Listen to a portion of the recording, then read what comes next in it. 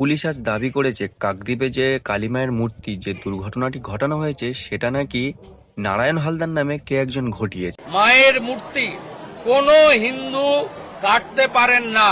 নারায়ণ হালদার ওই এলাকায় তৃণমূলের নেতা ভূপতি হালদারের ছেলে, ভূপতি হালদারের মাতাল পুত্র।